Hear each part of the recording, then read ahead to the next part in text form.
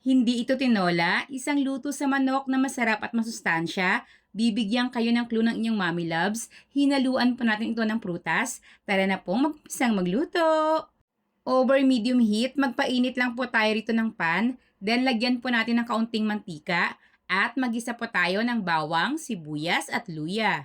After po nating magluto, pwede niyo po bang pakicomment kung naluto or nasubukan niyo na po ba itong ganitong recipe? Then ilagay at gisahin rin po nating mabuti yung ating manok para kapit na kapit po yung lasa ng ating mga aromatics. 180 pesos nga po pala ang kilo ng manok dito sa amin. Diyan po sa inyo, magkano? Then kapag medyo nagbabrown na po yung ating chicken, maglagay na po tayo ng ating pampalasa. Dito po ang gagamitin ko ay patis. Pwede kayong gumamit ng kahit anong pampalasa na okay sa inyo. Pwede rin po kayong gumamit ng MSG or ng asin. Again, nakadepende na po ito sa inyong preference. Maglalagay rin po tayo rito ng paminta. Hindi lang po ako nakabili pero much better po kung maglalagay rin po tayo rito ng tanglad. Then kapag gisadong-gisado na po ito, maglalagay po tayo rito ng buko. Yes, sa mga hindi pa po nasubukan yung ganitong recipe, hindi po yung matigas na niyog, buko po talaga yung ating ilalagay at yung pinangsabaw rin po natin, yung sabaw rin po ng buko. Wala po tayo ritong gagamiting tubig, sabaw po ng buko ang mas magpapalinamnam po dun po sa ating chicken. Sa ganito karaming recipe po, makakagamit po kayo ng 1 hanggang 2 pirasong buko.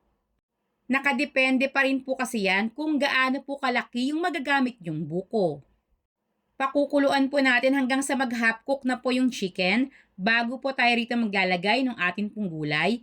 Dito po ang gamit ko ay sayote. Pwede rin po kayong gumamit ng papaya kung yun po yung available sa inyo.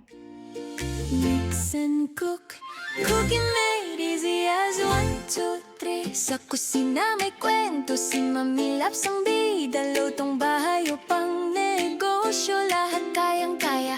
Kakanin, ulam, dessert na masarap. Pinadali ni Mami Labs kahit medyo mahirap. Tinuturuan ka, bawat hakbang talaga. Simpleng luto, ginagawang masaya. Kaya kung gusto mong matutong magluto, panoorin lang, siguradong ganado.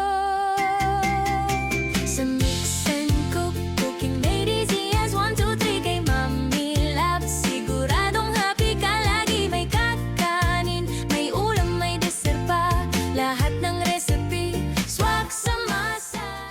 Kapag paluto na po yung sayote, maglagay na po ng siling green at huwag rin po natin kalimutan yung dahon ng malunggay.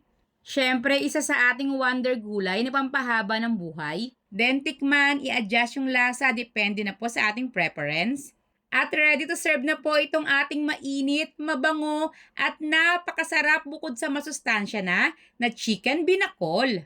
Alam niyo po ba kung saang lugar ito nagmula? So paano? Hanggang sa muli po nating pagluluto!